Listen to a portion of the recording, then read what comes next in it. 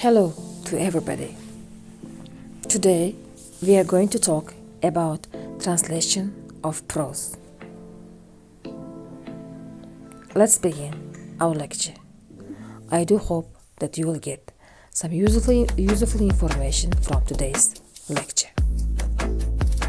Prose is a form or technique of language that exhibits a natural flow of speech and grammatical structure. Novels, textbooks, newspapers are samples of them. Prose and poetry. Whatever does not belong to the form of poetry is called prose. In prose, we use simple sentences, but in poetry, we choose some kind of rhythm or shape and lengths. In prose, there are no line breaks. Sentences run as simple sentences.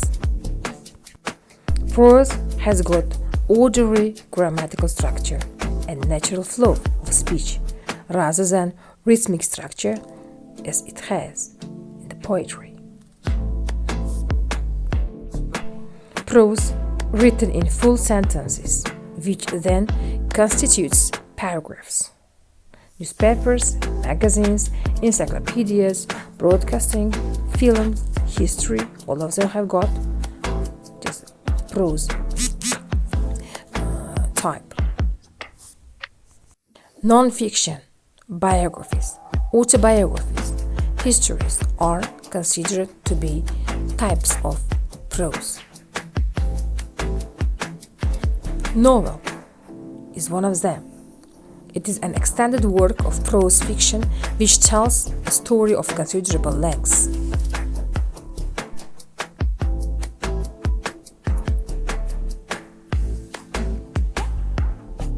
Romance, short story, for example, it is marked by relative shortness and density, and of course, it is famous for its shortness.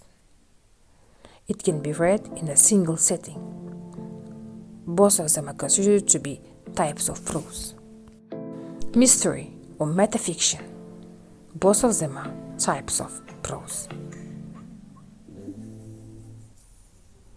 All of them are written in simple grammatical structure. Or historical fiction, the story takes the reader back to a particular time period where they learn about everyday life of a person or group of people. Especially, they get to know about historical characters.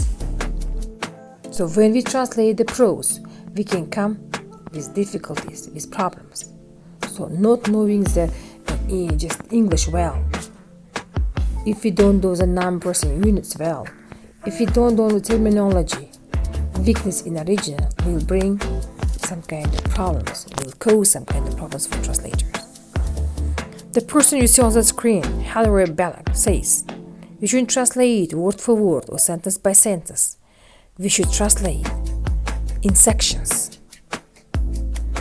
Idioms must be translated to yield of their sense.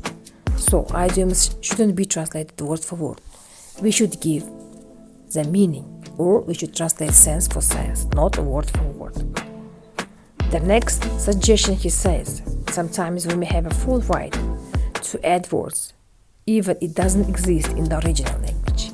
To give the meaning, translators have got a full right to add some kind of words or phrases or increase number of words.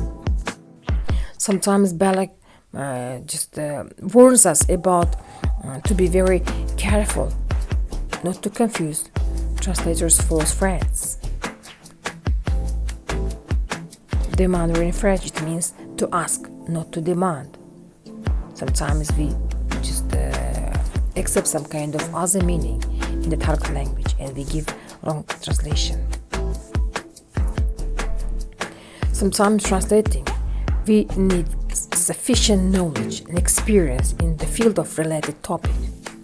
And we should give attention to the tone and style of the writing piece of paper.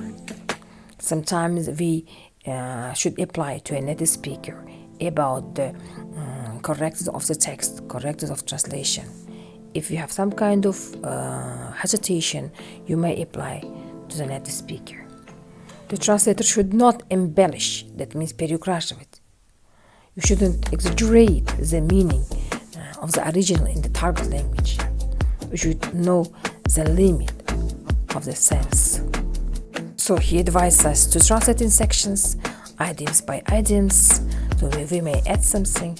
We should be just aware of false friends, and sometimes we shouldn't exaggerate the meaning of the sentences, and we should be courageously translate them. So tips on translating of a novel. Sometimes they give different kind of advice while translating novels. Let's look at them shortly. Look, so many novels you can see on the screen. Sometimes idiomatical or etymological words sometimes will not coincide. Sometimes they advise us to avoid from literally translation, paraphrasing. If there is no way out, they advise us to paraphrase. Sometimes we have to check it as a back translation. Back translation means while translating into target language, you can translate it back into source language, which you have to see the result. Back translation will help us to give the correct translation. In order to give the equivalent, we should give equivalence in word level, or grammatical equivalence, or in textual level, and pragmatic level. Everything should be equal in different levels. As well as translator should be bicultural. You should understand two cultures in order to translate correctly. You have to understand Uzbek culture well, English culture well, as well as Russian culture well. If you are translating from one language into another, you should know, you should feel cultural words. Be cultural and be social. Just transference is very important. Here, the experience is very important. Maybe you have to work somewhere. Translating is a fiction. You have to feel. You should understand the culture. Translation of documents. Let's speak about the translation of documents. But they differ from translating novels or fiction. In documents, they should keep simple. Translators should avoid overly complicated sentences, jargons, or just even humors, because just documents are serious papers, and translation should also be as simple as possible. Balog suggests the translator to view the prose text as a structured whole. You have to consider who is the text, what kind of text, what kind of manner should be used. If it's documents, you should be simple. You should use simple language. He advised us to become an avid reader in each of our languages. We should read more. We should read in English more. We should read in Russian more. We should read in Uzbek more. If you are an avid reader, you can understand the original clearly. Writing skills. You have to develop your writing skills. Write, and write. Writing will develop our vocabulary range. It will develop our grammatical knowledge. As well as by writing and reading, you get more information. You will develop yourself. You should work over and over. To translate a book, you have to write a book. To translate a play, you need to know how to write a play. Most published translators are also publishers. Get education. If you are well educated in the translation field, it will be easy for you to translate. If you are not a translator and you know only the language, it's not enough. The people who choose only people who know English as a translator, they make mistake. You have to get to know information about comparative literature, comparative linguistics, languages of translation. Receiving academic training in English, just in English as well as in translation, will succeed you. Know who, where, why, what, when, how questions to answer. If you took a piece of paper, if you took a piece of text, you have to know who wrote it, where was it written, what it says, why is it written.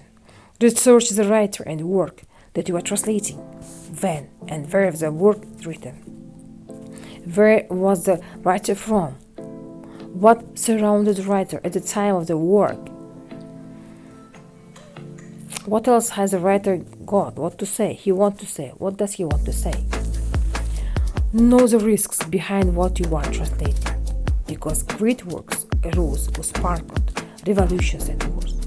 Know your audience beforehand. No one is perfect in translation, but try to be the perfect.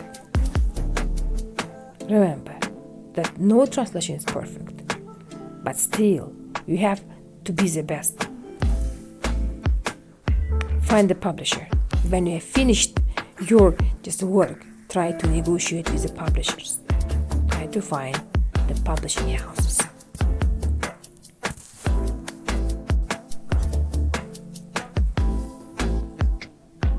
Join a professional translation organizations in order to develop your ability, your experience. Join professionalism. Join their organization. Get to know more. You will have ability to exchange ideas. Practice constantly. For at least 15 minutes a day. Every day, constantly working will help you to develop your ability in translation. Read, write, speak, learn. Thank you. Thank you for your attention. That was all for today. Thank you.